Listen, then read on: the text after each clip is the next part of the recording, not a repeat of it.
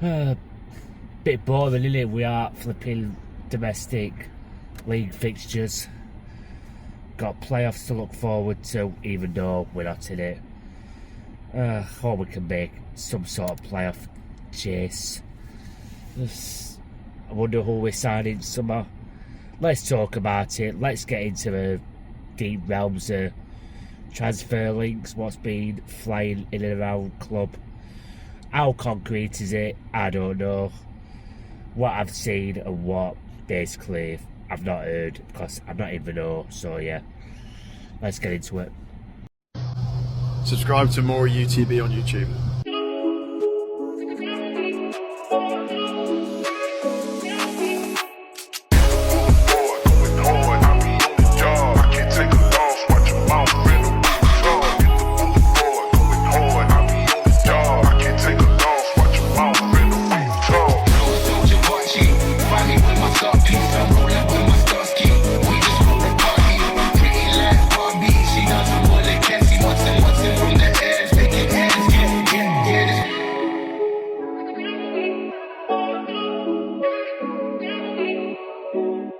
Hey up everyone and welcome to another video. It's your boy Maury. So I apologise about going off and cuff. I'm absolutely bunged up, head's like basically swelling and ready to explode any minute.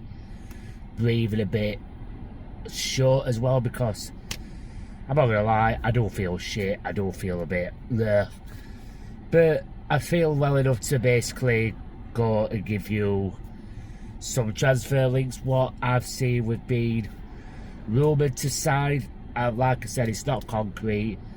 I've not heard no from anyone. It's just to basically, I'm not in the know, it's just what I've seen and what I've read.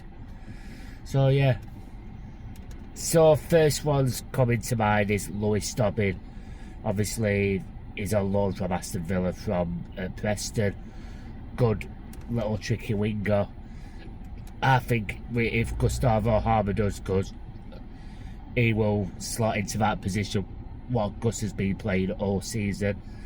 He's caused us a few problems when we played against him at PNE. He scored twice against us this season, so little good winger. All Preston fans love him.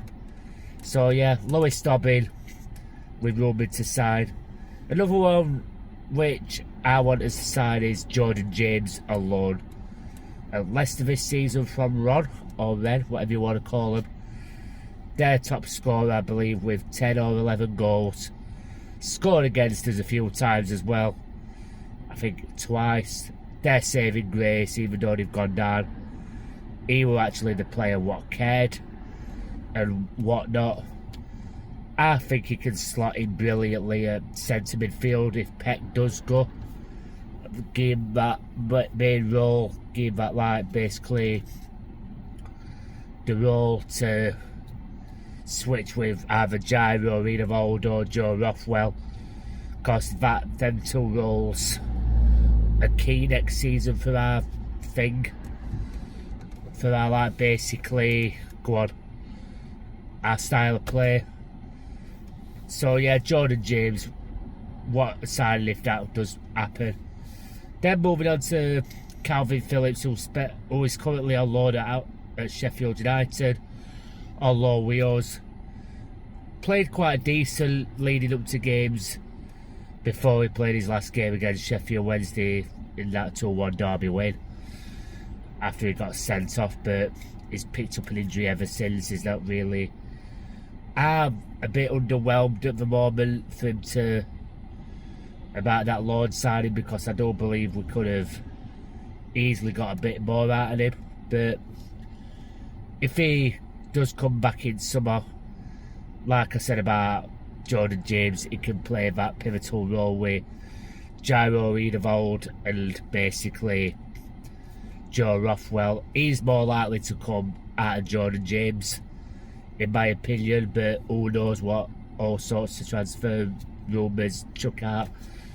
We could be chucking out bloody, I don't know, a weird rumour with someone from bleeding FC Porto or flipping Real Madrid. Who knows? I don't get too excited about that.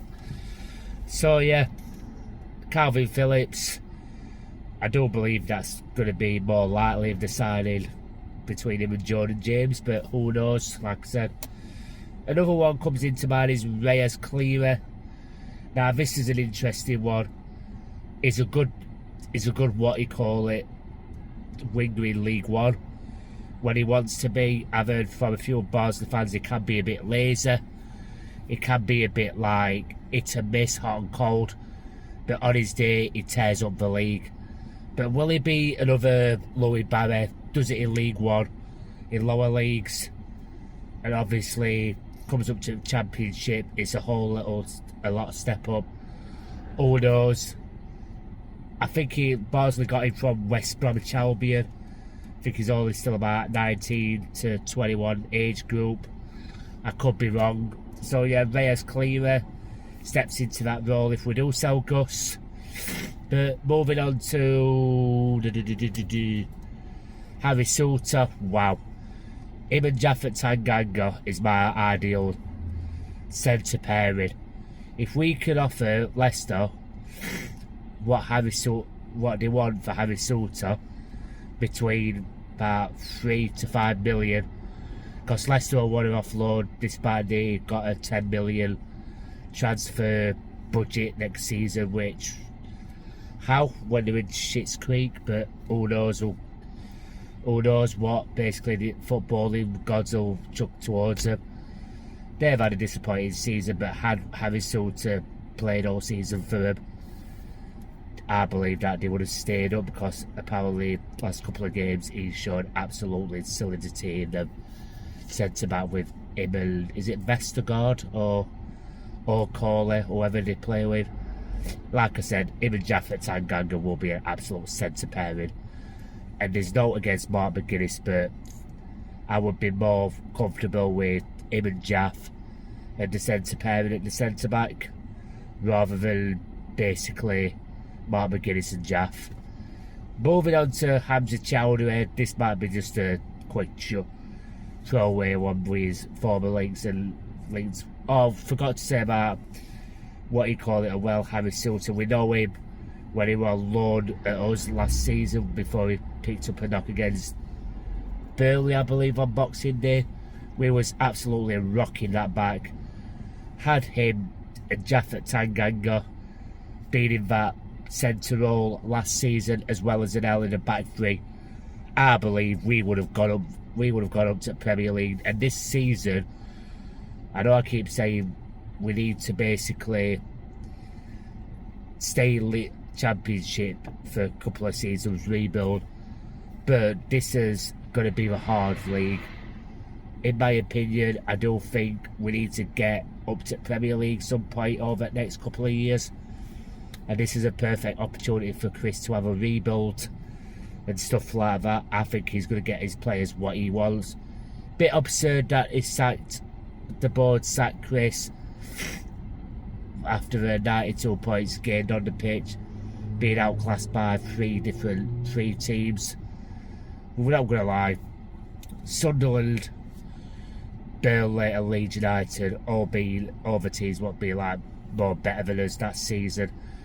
Obviously proofs in the pudding with Leeds and Burnley finishing on 100 points, and Sunderland basically not being better than us in playoff final, but showed more fight in that second half in that playoff final. But moving on from that, had we had them two pairing, we would have had we had that three pairing in Anel, Armanodzic, what you call it, Jaff and Suter, we would have gone up that season, in my opinion, as, I don't know, second place or as champions.